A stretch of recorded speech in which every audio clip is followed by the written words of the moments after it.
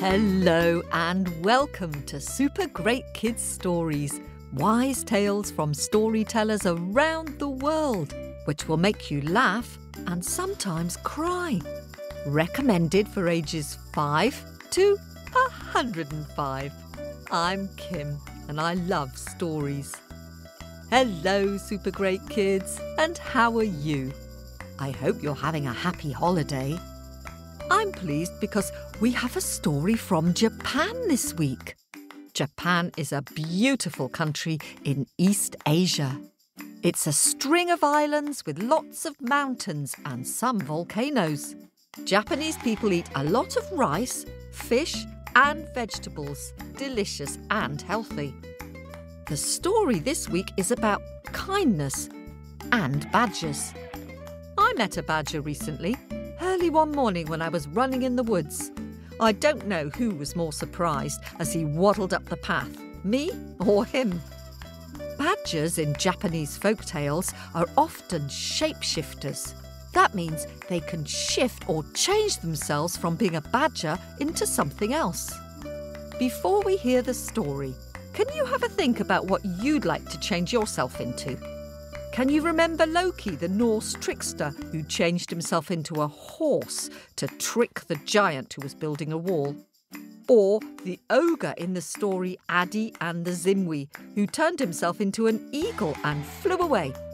Now, can you have a think about what you'd like to turn yourself into if you were a shapeshifter while we have a quick word with the grown-ups?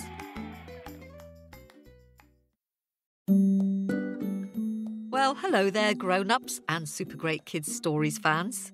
As you probably know, we depend on your generosity and support to keep making this podcast.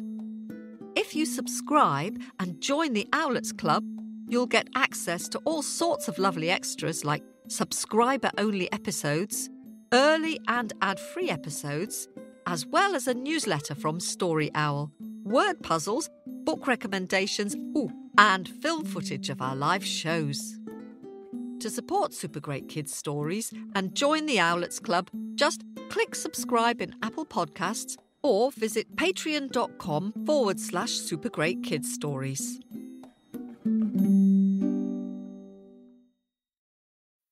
Hello, Super Great Kids. I'm back. I wonder what you'd like to turn yourself into. A toad? No. Maybe you'd like to be a unicorn or a dragon or a whale. Why don't you ask your grown-up what they'd like to turn themselves into? Now, are you sitting comfortably? Am I sitting comfortably? Ready? Once upon a time, or as they say in Japan, mukashi mukashi. Once upon a time in Japan, there was a farmer who had a son who was getting married. A great feast was prepared of sushi and shrimp and red bean rice called sekihan, which is thought to bring good luck. Ooh, they had a wonderful time eating and drinking and dancing and singing. The party went on long into the night and at last the man and his wife waved off the guests. Oh, let's tidy up in the morning, they decided as they yawned and sank wearily onto their beds, tired but happy. Soon they were fast asleep. But deep in the middle of the night, when the moon was high, the old man woke with a start. Wide awake now, he lay on his mat and listened. Crash, bang, smash, boom, went the noise. It was coming from the room next door. And then it came again. Crash, bang, smash, boom. Could it be thieves? Thought the man, his heart thumping. Very quietly and bravely, he tiptoed across the bedroom. Very quietly, he slid back the door to the front room. There, crawling all over the furniture, were badgers. Not one, not two, not three, not four, not five, but 6 furry badgers prowling around on their short, stubby legs and snuffling at the bowls of half-eaten food. Sniffle, snuffle, sniff, sniff, twitchy, twitchy, twitchy. Sniffle, snuffle, sniff, sniff, twitchy, twitchy, twitchy. Can you help me? Sniffle, snuffle, sniff, sniff, twitchy, twitchy, twitchy. Sniffle, snuffle, sniff, sniff, twitchy, twitchy, twitchy. Huh! How on earth did they get in here? Thought the old man, and he was about to pick up a broom and shoo them all out when he noticed 2 very young badgers watching their parents feeding hungrily on the red bean rice. Oh, those badgers were so thin you could see their ribs. And once the parents had eaten, the young cubs copied them and carefully licked the bowls clean. "Ah, you poor things," thought the farmer. "Has life been hard for you? I know what it's like to go hungry. I was often hungry when I was a boy. And we've had such a happy day. I don't see why we can't share some of our good fortune with you." "Eat well, my furry friends," he whispered. And quietly sliding back the door, he went back to his bed. "What was it?" asked his wife sleepily. Nothing to worry about," said her husband. "Just some hungry badgers looking for a few crumbs." "Badgers?" His wife sat up. "Badgers? Dirty creatures! They'll ruin my nice clean mats and break my pretty new china. Go and shoo them away. Go now. Go, go, go, go, go." But the old man had made up his mind. Not these badgers. They're good badgers. There'll be no trouble. Let's show them some kindness and leave them be. They looked hungry. And the old man rolled over and went back to sleep. In the morning, the woman got up and ran anxiously into her front room. But she needn't have worried. Everything was just as they'd left it, except the secky-hand bowls had been licked clean. "See," said the farmer happily. "I told you they were good badgers. Very polite guests. They even washed the dishes." His wife wasn't so sure. "Go and find out where they got in and fix that hole. I don't want them coming back." So the farmer did as he was told and closed up the hole, but he was worrying about those cubs not getting enough food. So that evening, after dinner, he put out a bowl of leftovers in front of the house. No, surely you're just encouraging them to come back," complained his wife. "Badgers are dirty and noisy. They'll keep us awake." "Not these badgers. They're clean and quiet badgers. Very considerate, you'll see," said the farmer. And the next morning, sure enough, once again the food had all been eaten. "See? They didn't wake us up or make a mess. I told you they're good badgers," insisted the farmer. And so it went on, day after day. "Aren't you a funny one?" said his wife, "bothering so about badgers." "Well, you might be right," said the old man, "but I want you to stay up with me tonight and watch them. The moon will be full and it'll be a beautiful night. Let's stay up together like we did in the old days, watching the stars and the moon and the badgers." The farmer's wife pretended to grumble, but actually she was quite pleased. It was a magical night, and sure enough, under the light of the moon, the badger family soon waddled over. And their noses went, can you remember? Sniffle, snuffle, sniff, sniff, twitchy, twitchy, twitchy. Sniffle, snuffle, sniff, sniff, twitchy, twitchy, twitchy. They sniffed about looking for food, and once they'd finished eating, the cubs played tag and rolled around merrily on their backs. "See? What do you think?" asked the farmer. "Yes, you're right," agreed the farmer's wife. "They are adorable." And so, after that night, she joined her husband in leaving out little badger snicky snacks for the whole family. The days passed and the weeks passed. But one night the old farmer awoke with a start to more crashing and banging. Wide awake now, he lay on his mat and listened. Crash, bang, smash, boom, it went. It was coming from the room next door. And then again, can you help me? Crash, bang, smash, boom. Ah, what's that? Asked the woman. Husband, I think your badgers have broken into the house again. Go and shoo them out. Just as the old farmer was about to get out of bed to tell the badgers off, the door to their room slid open. And there, in the doorway, were 2 huge men holding big, scary swords. Who are you? What do you want? Stammered the old farmer. Money, money. We want money, said the thieves, flashing their swords in the moonlight. I don't keep any money at home, stammered the farmer, clinging to his wife. Don't you lie, said the thieves. Give us your money, or we'll chop off your heads with our swords. Money, money, we want money. Suddenly, there was a loud crash from the room next door. What was that?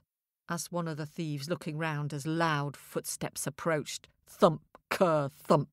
Thump, cur, thump. Can you help me? Thump, cur, thump. Thump, cur, thump. And crash! The door to the bedroom came slamming down. There stood 2 wrestlers. 2 huge, muscly wrestlers with legs like tree trunks and heads like rocks. One of the wrestlers pointed to the door for the thieves to leave. Ha! You don't scare me, taunted the first thief, flashing his sword blade in the moonlight. I've got a sword. Quick as you like, the first wrestler grabbed the thief's arm and twisted the sword out of his hand. Then, with a flick of his wrist, the wrestler flipped the thief upside down and kaboom! He was flat, splat on his back. The second wrestler turned to the second thief and stamped his foot on the floor, which flexed like a trampoline. The second thief was not about to hang around. He bent down to help his friend, and together they fled over the hills and far away and were never seen again. As for the farmer and his wife, they jumped out of bed and bowed to the wrestlers. They bowed so low to show their respect that their heads almost touched the floor. Our honourable friends, how can we thank you enough? You've saved our lives. But when they stood up, the wrestlers had gone. Scaramouche, vanished. Where did they go? Asked the farmer's wife. They looked up, they looked down, they looked all around, but there was no sign of them. I reckon that was magic, muttered the farmer's wife as she put out the badger's snicky snacks that evening. Later, when they went to bed, the farmer and his wife were still puzzling over who it was who came to help them. And do you know, that night the farmer, he had a strange dream. Have you ever had a strange dream? He dreamed that into their guest room came the badger family, who waddled in one after another. Schlump, schlump, schlumpety schlump. And their noses went, can you remember? Sniffle, snuffle, sniff, sniff, twitchy, twitchy, twitchy.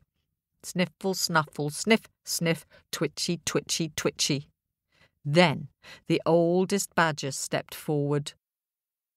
We can't talk to you, and we can't thank you when you're awake, so we've come to thank you in this dream. You helped us, so now we've been able to help you. We've been short of food recently, so we thank you very much for feeding us and all my family.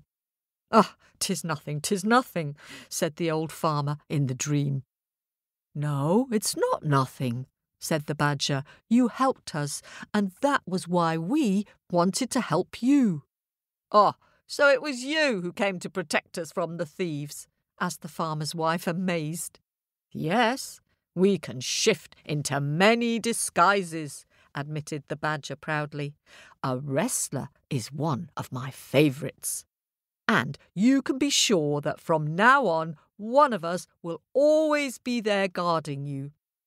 And you can be sure that from now on, your family will never go hungry so long as we have food to eat," said the farmer's wife.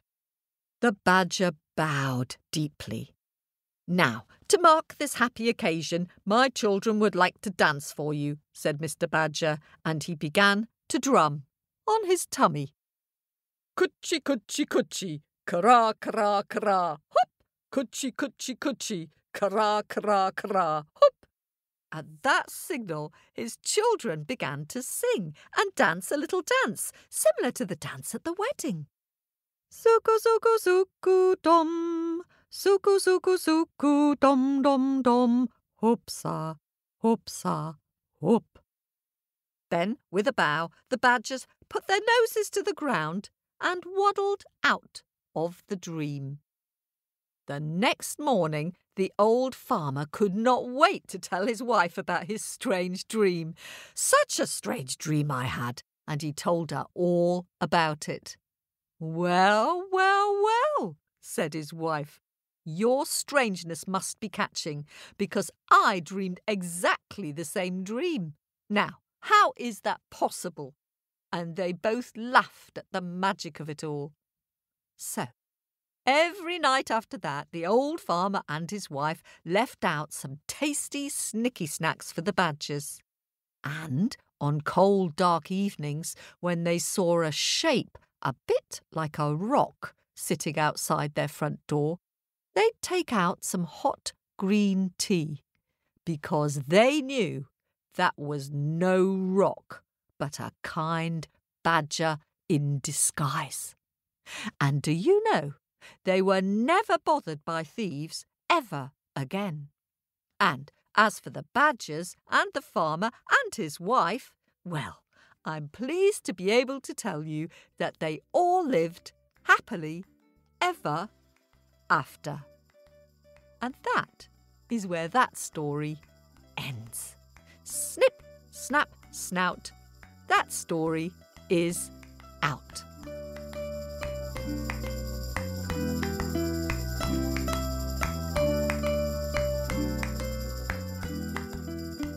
Oh, thank you for listening. Wasn't that a strange story? I wonder if you've ever dreamed you could talk to animals or that they could talk to you. There are lots of cultures around the world where people ask animal spirits to guide and protect them. I'm not sure that I'd ask my dog to protect me. She'd lick anyone who came near, even thieves, if she thought they might give her a biscuit. I came across that story from Japan in a book of traditional tales all about dreams, which is called The Tree of Dreams by Lawrence Yep. More about Japan in our Owlet letter. Now, it's time to have a dig into my bag of happies and say hello and thank you to some of you owlets who've been supporting our podcast. Thank you to Sylvie from Oakland in California, who is nearly 8. Her favourite story is the Russian tale Strawberries in Winter. Sylvie says she loves storytelling so much it's one of her favourite things, and that Super Great Kids Stories has changed her life. Well, Sylvie, that is lovely to hear. I wonder, are you becoming a storyteller? And to 5.5-year-old Charlie from Oklahoma in the US, who is very excited about becoming an owlet. Welcome to the Owlet Nest, Charlie. And thank you very much to those of you who've donated to us through Ko-fi. Thanks to Zoe and to Rory and to Herbie and Milo and to Steve and to Catherine and to Tori and to Joe and to Rhiannosaurus and to Jane. We really appreciate your generosity. And Super Great David and I love reading your Apple reviews. It puts a spring in our step and a wag in our tail. Thanks to dance fan Joel Bean in Canada. Joel Bean's favourites are Mama Draga and Eating Match with a Troll. Thanks also to Cleopatra and to Dean and Drew in the US. And thanks to all of you artists who've sent us pictures of your favourite tales to post on our Facebook page, facebook.com/supergreatkidsstories. It's great to see the pictures you have in your heads while you're listening to our stories. Thank you.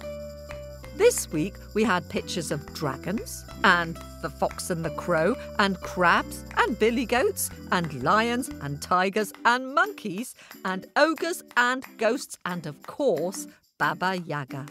So, thanks to Mava from the US, who drew a beautiful picture of the Golden Bowl, who says it's a very touching story. I agree, Mava, and I really love the picture you've painted, full of pink hearts and twirly-whirlies, or ndoros as they call them in Zimbabwe. And thank you to 7-year-old Desmond from Olympia in Washington State, who has drawn an excellent picture of the tiger's tail. I particularly love your tigers with their intricate stripy patterns and curling tails. Just super great. And thanks to 7-year-old Angus in Isha in the UK, who drew a fun picture of the Southern African story, The Lion and the Squirrel. I love your lion with his happy smile and huge mane with a bone in his mouth. And it's clever the way you've added specks of dust all around because it's so hot and dry. And thanks to 5-year-old Oliver from Jessie in Italy for his fun picture of ruby red lips and long red fingernails. I particularly like all those long fingernails with just one single red nail, which makes it even more scary. Thanks for sharing this, Oliver. And thanks to twin sisters Katja and Rosa, who live in Scotland near Dumfries. Katja drew an animated picture of Mama Draga, the Italian ogress, at the bottom of the well, shouting orders to Angelina. And Rosa drew a fun picture of the hat seller and the monkeys, who were all up in the tree grinning away, with the hat seller looking really cross. Great fun, thank you. And finally, thanks to superfans Hazel, who is 7, and Elliot, who is 9, who live in Alice Springs in Australia and have sent us beautifully drawn pictures of the fox and the crow and the 2 dragons. Super great pictures. Thank you for sharing them. That's it for this week. Thank you all for sharing your pictures. More next week. If you'd like to see these drawings, they're all on our Facebook page at facebook.com/supergreatkidsstories. Oh, and do come and see us, Toop and Kate and me, in our live show at the end of April. Not long now. It's not far from London, only half an hour's train journey from Waterloo. Do come, we'd love to see you. In the meantime, keep telling your stories and singing your songs. See you soon. This story was recorded at Wardour Studios in London.